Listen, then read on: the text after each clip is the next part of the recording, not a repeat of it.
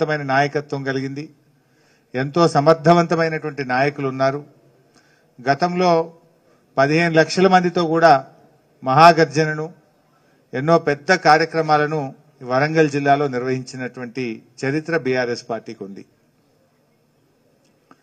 అయితే ఈరోజు ఏప్రిల్ 27వ తేదీన జరపవలసినటువంటి సభకు వరంగల్ జిల్లా పార్టీ సీనియర్ నాయకులందరూ, అదేవిధంగా మాజీ మంత్రివర్యులు మిత్రులు బాల్కొండ శాసనసభ్యులు ప్రశాంత్ రెడ్డి గారు, నేను చాలా సైట్లు కూడా మేము చూసాం ఈరోజు. సో ఇంకా మేము ఫైనల్ వ్యూకు రాలేకపోయినాం, ఎందుకంటే ట్రాఫిక్ జామ్స్ ఉండొద్దు, ప్రజలకు ఇబ్బంది కలగొద్దు అని చాలా జాగ్రత్తగా పార్కింగ్ ఏరియాస్ ఎక్కువగా ఉండాలి అని ఈరోజు ఒక 2 స్థలాలు మాకు జిల్లా పార్టీ నాయకులు చూపించడం జరిగింది. వాటిని కొంత ప్రాథమికంగా చూసాం, కానీ చీకటి అయిపోయింది. మళ్ళీ ఇంకొకసారి చూసి ఫైనల్గా స్థలాన్ని నిర్ణయించాలని డిసైడ్ చేసుకున్నాం. సో వినూతనమైనటువంటి ఆలోచనలకు, ఆందోళనలకు బీఆర్ఎస్ పార్టీ మరి ఎన్నో రూపకల్పన చేసి ఎంతో వ్యూహాత్మకంగా కేసీఆర్ గారు తెలంగాణ రాష్ట్రాన్ని సాధించారు. బీఆర్ఎస్ పార్టీ మీ అందరికీ కూడా తెలుసు, అది పుట్టడమే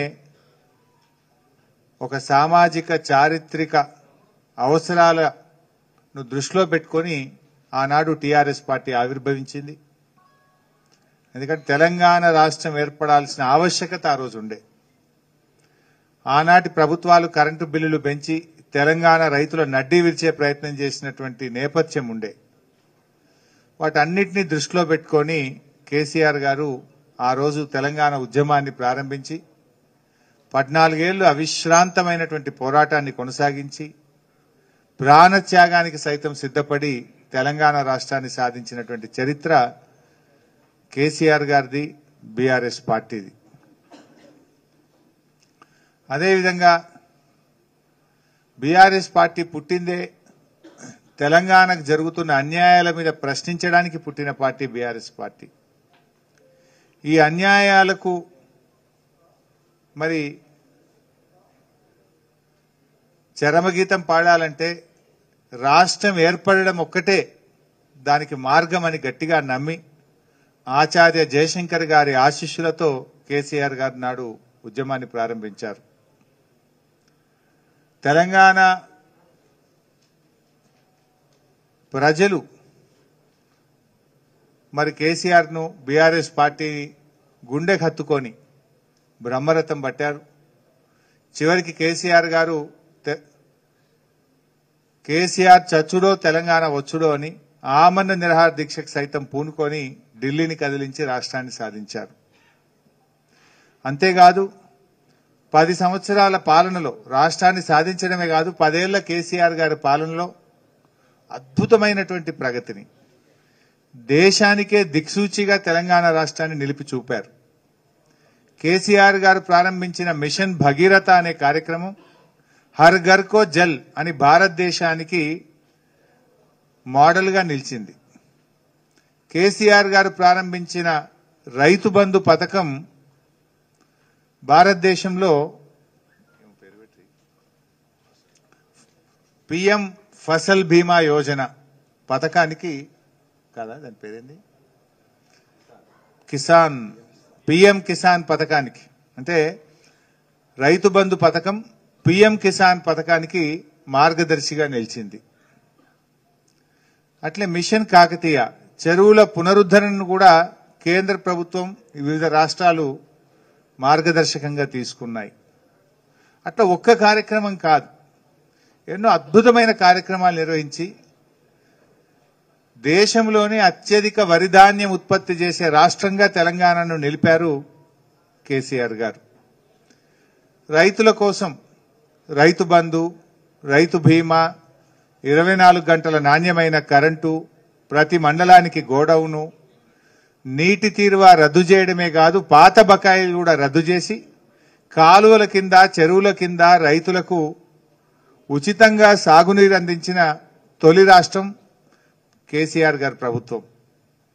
మిషన్ కాకతీయ కింద చెరువులు బాగు చేశాం. అన్ని ప్రాజెక్టులకు తూములు పెట్టి ప్రాజెక్టుల నీళ్లతో చెరువులు నింపే కార్యక్రమాన్ని చేసింది కూడా బీఆర్ఎస్ ప్రభుత్వం. అట్లా ఎన్నో రకాలుగా అటు రైతులకు కూడా మేలు చేశాం. పర్ క్యాపిటా ఇన్కమ్లో దేశంలో అగ్రగామిగా తెలంగాణ నిలిపారు. జీఎస్డిపి గ్రోత్ రేట్లో దేశానికే మార్గదర్శకంగా తెలంగాణ రాష్ట్రం నిలిచింది. ఎన్నికల్లో హామీ ఇచ్చిన పథకాలే కాదు, హామీ ఇవ్వని కార్యక్రమాలు కూడా చేసింది బీఆర్ఎస్ ప్రభుత్వం. ఇవాళ రేవంత్ రెడ్డి గారి ప్రభుత్వం ఏమో ఇచ్చిన హామీలు అమలు చేయలేక ఆపసోపాలు పడుతున్నారు. 6 గ్యారంటీల్లో ఒక్క గ్యారంటీ కూడా పూర్తిగా అమలు చేయలే. మహిళలకు ఏం చెప్పిండ్రు? మహాలక్ష్మి ఉచిత బస్సుకు పరిమితమైనరు, మహాలక్ష్మి ఎగ్గొట్టిండ్రు. చేయూత 4,000 రూపాయల పెన్షన్ అన్నారు, అమలైన పరిస్థితి లేదు. రైతులకు 15,000 రైతు బంధు అన్నారు, 2 లక్షల రుణమాఫీ అన్నారు, అమలైన పరిస్థితి లేదు. పేదలకు ఇండ్లు అన్నారు, 15 నెలలైనా 15 ఇండ్లు కూడా కాంగ్రెస్ ప్రభుత్వం కట్టలేకపోయింది. ఇట్లా ఇచ్చిన హామీలు అమలు చేయని చరిత్ర కాంగ్రెస్ది అయితే, హామీ ఇవ్వకపోయినా కళ్యాణ లక్ష్మి పథకం 13 లక్షల మంది పేదింటి ఆడపిల్లల పెళ్లిళ్లకు 11,000 కోట్ల రూపాయలు ఖర్చు పెట్టి కళ్యాణ లక్ష్మి పథకాన్ని అందించింది బీఆర్ఎస్ ప్రభుత్వం. రైతు బంధు, రైతు బీమా, అదేవిధంగా ఉచిత చేప పిల్లల పంపిణీ, ఉచితంగా గొర్రెల పంపిణీ, కేసీఆర్ కిట్టు, న్యూట్రిషన్ కిట్టు, కంటి వెలుగులు, అమ్మ ఒడి, విద్యార్థులకు సన్న బియ్యంతో కడుపు నిండా అన్నం పెట్టే కార్యక్రమం, సంచార పశు వైద్యశాలలు, ఇట్లా ఒకటేంటి ఎన్నో కార్యక్రమాలు ఎన్నికల్లో హామీ ఇవ్వకపోయినా ప్రజల అవసరాలను గుర్తించి ఎప్పటికప్పుడు చేసి చూపిన ప్రభుత్వం కేసీఆర్ గారి ప్రభుత్వం. సరే, రాజకీయాల్లో ఒడిదొడుకులుంటాయి, గెలుపు ఓటములుంటాయి. ముఖ్యంగా బీఆర్ఎస్ పార్టీ ఈ రజతోత్సవ వేడుకల సందర్భంగా 14 ఏళ్ల పోరాటం, 10 ఏళ్ల పాలన, ఈ రెండింటి మేళవింపు మా రజతోత్సవ వేడుకలు. సో ఈ రజతోత్సవ వేడుకలు ఏడాది పాటు జరపాలని కూడా పార్టీ నిర్ణయించింది. అందులో మొట్టమొదట వరంగల్ బహిరంగ సభతో ఈ రజతోత్సవ వేడుకలు ప్రారంభమవుతాయి. సో ఈ వరంగల్లో అద్భుతంగా ఈ సభ జరపాలని, అంటే ఈ రాష్ట్రంలో ప్రజలు కూడా ఎదురు చూస్తున్నారు. కేసీఆర్ గారిని చూడాలని, కేసీఆర్ మాట వినాలని, ప్రజలు మళ్లీ కేసీఆర్ రావాలి అని చెప్పి ఈరోజు కోరుకుంటున్నటువంటి పరిస్థితి.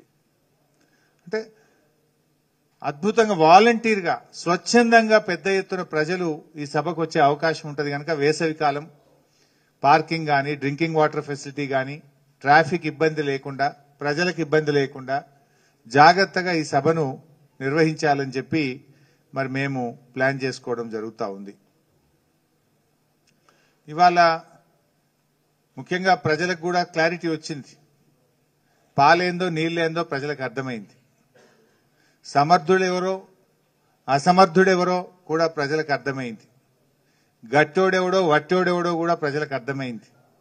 మాటల మనిషి ఎవరో చేతల మనిషి ఎవరో కూడా ఈరోజు రాష్ట్ర ప్రజలు అర్థం చేసుకున్నారు. తెలంగాణ అనేవాళ్ళెవరో, తెలంగాణ పదము ఉచ్చరించని వాళ్ళెవరో కూడా రాష్ట్ర ప్రజలకు ఇవాళ అర్థమవుతా ఉంది. అందువల్ల ప్రజలు ఇవాళ ఎంతో ఆసక్తిగా ఉన్నారు. మాకు సంపూర్ణమైన విశ్వాసం ఉంది. రేపు స్థానిక సంస్థల ఎన్నికలైనా, రాష్ట్రంలో ఏ ఎన్నికలు వచ్చినా కూడా తప్పకుండా ప్రజలు బీఆర్ఎస్ పార్టీని ఆశీర్వదిస్తారు. అయితే బీఆర్ఎస్ ఎన్నికలని ఒకటో, రాజకీయం అని ఒకటి కంటే కూడా తెలంగాణ ప్రజల గొంతుకగా బీఆర్ఎస్ పార్టీ ఉంటుంది. ఎందుకంటే తెలంగాణ ప్రజల ఆకాంక్షల్లో నుంచి పుట్టినటువంటి పార్టీ బీఆర్ఎస్ పార్టీ. తెలంగాణ ప్రసవించిన బిడ్డ బీఆర్ఎస్ పార్టీ. మీరు చూడండి, ఇప్పుడు మొన్న ఆంధ్రప్రదేశ్ రాష్ట్రం మేము గోదావరి వరద జలాలను ఆంధ్రాకు తీసుకొని వెళ్తాం, బంకచర్ల గోదావరి లింకును మేము తీసుకుపోతామంటే ఎవరు ప్రశ్నించిండ్రు? ఒక్క బీఆర్ఎస్ ప్రశ్నించింది. ప్రభుత్వంలో ముఖ్యమంత్రి అడగడు, నీళ్ల మంత్రి అడగడు, బీజేపీ అడగదు. అరే గోదావరిలో నీళ్లు ఎట్లా తీసుకుపోతావు, మా సమ్మక్క సాగర్కి అనుమతి రాలేదు, మా సీతమ్మ సాగర్కి అనుమతి రాలేదు, మా కాళేశ్వరం 3rd ఫేజ్కి అనుమతి రాలేదు, మా డాక్టర్ బాబాసాహెబ్ అంబేద్కర్ వార్దా ప్రాజెక్టుకు ఇంకా మీరు నీటి కేటాయింపులు జరపలేదు. మా అన్ని అక్కడనే పెట్టి నువ్వు వరద జలాల పేరు మీద గోదావరి జలాలను ఎట్లా తీసుకుపోతావని ఇలా గట్టిగా తెలంగాణ గొంతుకగా ప్రశ్నించిన పార్టీ బీఆర్ఎస్ పార్టీ. నా కాంగ్రెస్ అడగలే, నా బీజేపీ అడగలే. కాంగ్రెస్కి ఏమో గురువు ఉన్నాడు, అడిగే ధైర్యం లేదు. బీజేపీ ఏమో పొత్తుల పార్టీ. మరి ఎవరైంది ఇలా తెలంగాణ గొంతుక? అధికారంలో ఉన్నా లేకపోయినా తెలంగాణ ప్రజల పక్షాన నిజాయితీగా నిలబడేటువంటి పార్టీ, ఉద్యమ పార్టీ అయిన బీఆర్ఎస్కే ఆ ఘనత దక్కుతుంది. ఇవాళ కృష్ణా జలాల్లో కూడా ఆంధ్రప్రదేశ్ రాష్ట్రం అత్యధికంగా నీళ్లు తీసుకుపోయింది. ఇవాళ ఖమ్మం, నల్గొండ, మహబూబ్ నగర్ లో పంటలు ఎండుతా ఉన్నాయి. దాని మీద ప్రశ్నించింది, ఈ ప్రభుత్వాన్ని తట్టిలేపింది కూడా బీఆర్ఎస్ పార్టీ. సో బీఆర్ఎస్ కు ఉన్నటువంటి నిజాయితీ, తెలంగాణ పట్ల చిత్తశుద్ధి ఈ రాష్ట్రంలో ఇంకే రాజకీయ పార్టీకి ఉండదు. ఉద్యమాల్లో పుట్టినటువంటి పార్టీ, ప్రజల ఆకాంక్షల్లో నుంచి పుట్టినటువంటి పార్టీ, అన్యాయాన్ని ఎదిరించడానికి పుట్టినటువంటి పార్టీ. సో ఈ పార్టీ ఈరోజు 25 సంవత్సరాలు పూర్తి చేసుకొని రజతోత్సవ సభ జరుపుకుంటా ఉంది. అంటే ఇప్పుడే యవ్వనంలోకి ప్రవేశించింది. 25 ఏళ్ళు అంటే ఇంకా మా యంగ్ పార్టీ, యవ్వనంలో ప్రవేశిస్తున్నాం. ఇంకా అద్భుతమైన భవిష్యత్తు ఉన్నటువంటి పార్టీ.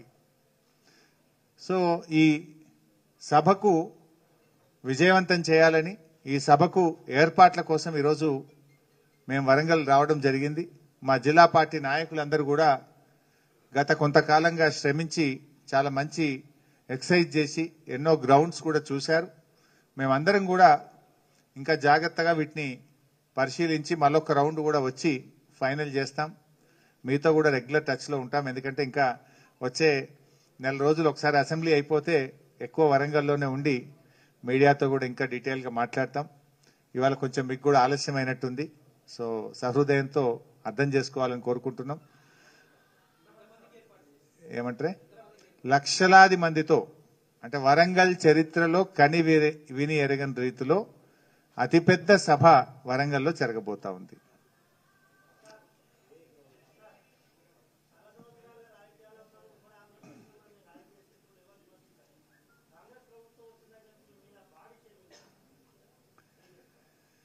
బాడీ షేమింగ్ విషయంలో రేవంత్ రెడ్డి మాట్లాడిండు, మన బట్టి విక్రమార్క కూడా మాట్లాడిండు. నేను వాళ్ళలాగా మాట్లాడలేక కాదు, కొంత విలువలతో కూడిన రాజకీయం ఉండాలని నేను కోరుకుంటున్నాను. ఇప్పుడు పొడుగు ఉండడం అనేటువంటిది అది నాకు దేవుడు ఇచ్చిండు, దాన్ని నేనేం చేయాలి? నువ్వు పొడుగున్నవాడిని కూడా వాళ్ళు దాన్ని జీర్ణించుకోలేక రేవంత్ రెడ్డి, బట్టి విక్రమార్క మాట్లాడితే అది వారి కురుచతనానికి నిదర్శనం.